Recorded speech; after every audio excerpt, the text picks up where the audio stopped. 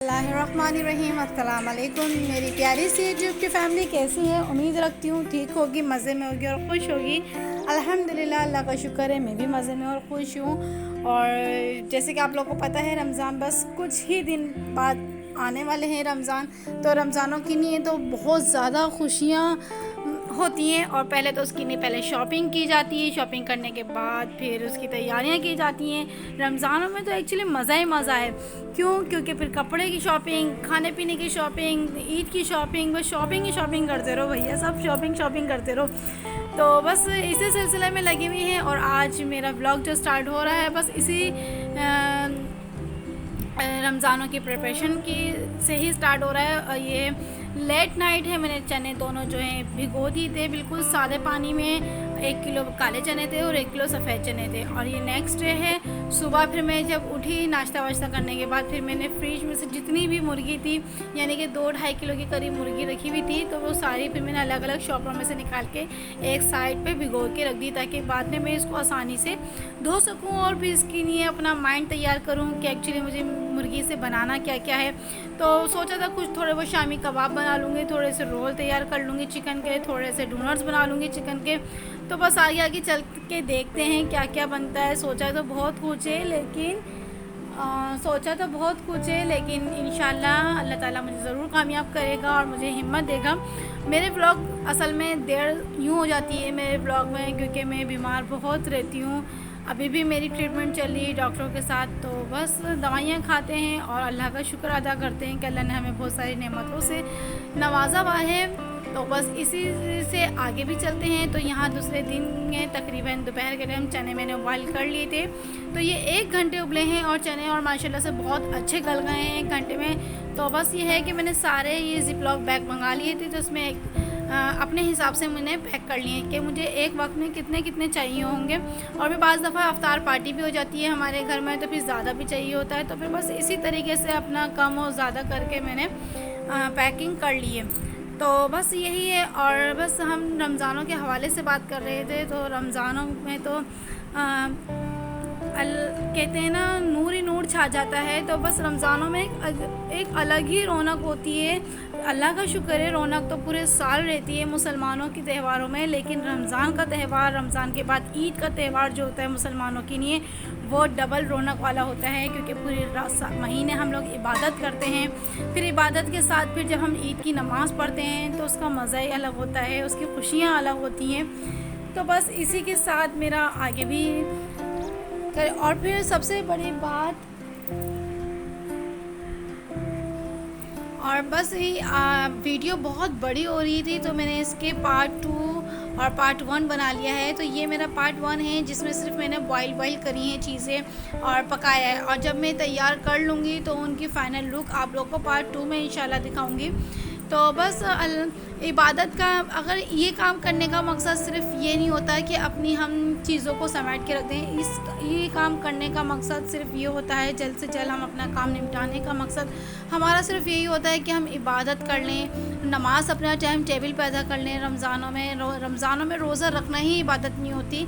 रोज़ा रखने के साथ साथ बहुत सारी इबादतें भी करनी होती हैं। कुरान शरीफ अपना अदा करना होता है, नमाज़ें टाइम पे अदा करनी होती हैं, हमें फ़र्ज़ी सारे काम अदा करने होते हैं, ज़कात, फ़ितरा वग़ैरह सब कुछ जो अल्लाह ताला ने कहा है कि आप मुसलमानों पर जो जो फ़र्ज़ी सारे काम हैं वो सब अदा करने होते हैं।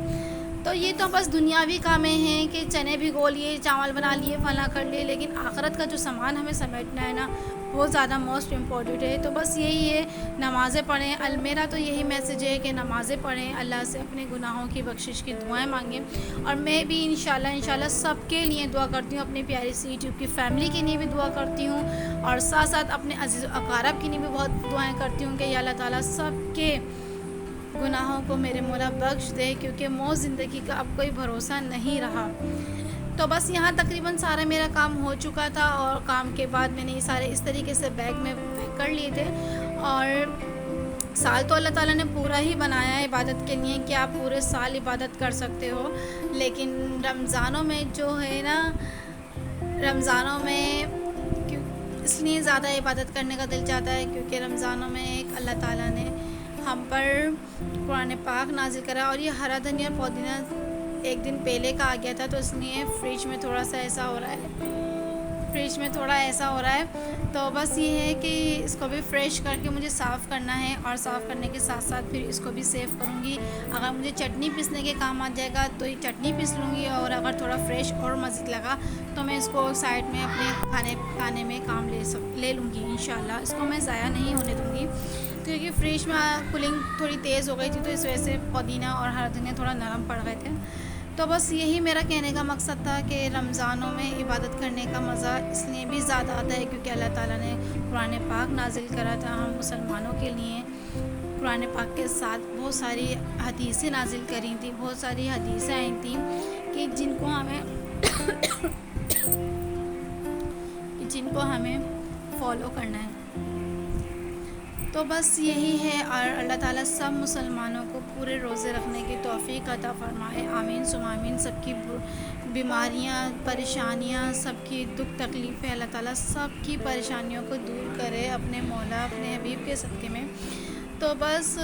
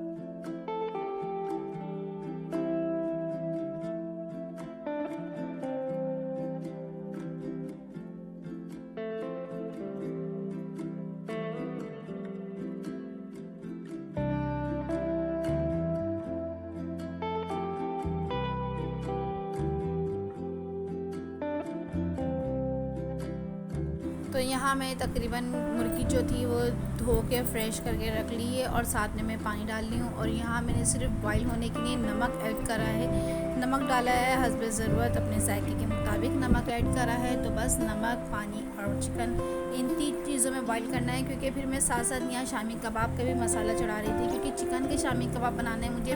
तो यहाँ मैं दाल और बाकी सारे मटेरियल वगैरह जो सामान होगा, यहाँ लहसुन अदरक मैंने 10 से 12 अदरक लहसुन के जवे ले लिए थे, और 2-2.5 टुकड़ा मैंने अदरक का ले लिया था। और उसके बाद साबुत मिर्ची वगैरह लूँगी। और साइड में यहाँ पर चिकन बॉईल हो रही है, क्योंकि चिकन बॉईल करने का इकट्ठा एक जगह चिकन बॉईल करने का सिर्फ ये मकसद था, क्योंकि बहुत सारे काम मसालों में चिकन ऐड हो जाएगी। यानी कि चिकन डोनट्स बनाऊंगी, उसमें भी चिकन बॉईल हुई भी चाहिए, चिकन शामी कबाब बनाऊंगी तो उसमें भी चिकन चाहिए होगी मुझे, और चिकन स्प्रिंग रोल वगैरह ये जो मैं बनाऊंगी उसमें भी सब चिकन चाहिए। तो मैंने इसलिए इकट्ठी एक ही जगह चिकन बॉईल कर ली, और उसके साथ जितनी मुझे ज़रूरत होगी मैं शेक कर लूँगी, मैच कर लूँगी उसको अलग अलग से फॉक की मदद से, ताकि ये आराम से मेरी हेल्प हो जाए। और यहाँ मैं शामी कबाब में सिर्फ दाल डाली, मैंने साबुत मिर्ची डाले, गरम मसाला ऐड करा, अदरक और लहसुन अपने टेस्ट के अकॉर्डिंग डाली है मैंने, और उसके बाद ज़ीरा ऐड करूँगी, और उसके अलावा और कुछ भी नहीं डालूँगी, और उसको अलग से दाल को गलने दूँगी, ताकि साथ साथ ये दाल गल जाएगी। और उसके बाद जो मेरी मुर्गी जो बॉईल होगी उसको मैं अलग से रेशा करके डाल दूँगी। और यहाँ मैंने 2 अदद आलू लिए। आलू डालने से शामी कबाब में ये होता है कि शामी कबाब हमारे क्रिस्पी बनते हैं, अच्छे बहुत मज़े के सॉफ्ट सॉफ्ट से और बहुत अच्छे से बनते हैं शामी कबाब। तो कभी आपने अगर ट्राई नहीं किया हो तो इंशाल्लाह आप ट्राई करना। ट्राई करने के बाद फिर आपको खुद को महसूस होगा कि शामी कबाब का टेस्ट कुछ अलग ही हो जाता है। ज़रूरी नहीं है शामी कबाब में सिर्फ गोश्त ही डले तो अच्छा है, जायका आता है। गोश्त के साथ अगर थोड़ी सी, बहुत से लोग शामी कबाब बनाते हैं उसमें दाल की क्वांटिटी बहुत कम कर देते हैं और गोश्त की क्वांटिटी इतनी रख देते हैं कि हद से ज़्यादा, तो वो समझ में ही नहीं आता। ऐसा लगता है गोश्त खा रहे हैं कि कबाब खा रहे हैं, समझ में नहीं आता। तो हर चीज़ एक लिमिट से और क्वांटिटी के साथ अच्छी लगती है। तो इंशाल्लाह आप इस रेसिपी के साथ और कभी भी आप अगर 1 किलो आपने गोश्त लिया है तो उसमें ये नहीं कि आधा पाव दाल, कम से कम 1.5 पाव या 1 पाव के करीब आप दाल डालें, ताकि दाल का भी कुछ जायका आए कि हाँ इसमें दाल डली है। ज़रूरी नहीं है कि दाल बिल्कुल कम से डालें आप। और यहाँ आलू भी डाल दिए हैं मैंने। तो बस वीडियो के साथ मुझे दें इजाज़त। अपना बहुत सारा ख्याल रखिएगा, दुआ मुझे याद रखिएगा। इंशाल्लाह मैं भी आपको अपनी दुआ में याद रखती हूँ। तो फिर मैं मिलूँगी नए वीडियो के साथ। अपना बहुत सारा ख्याल रखिएगा। अल्लाह हाफिज़।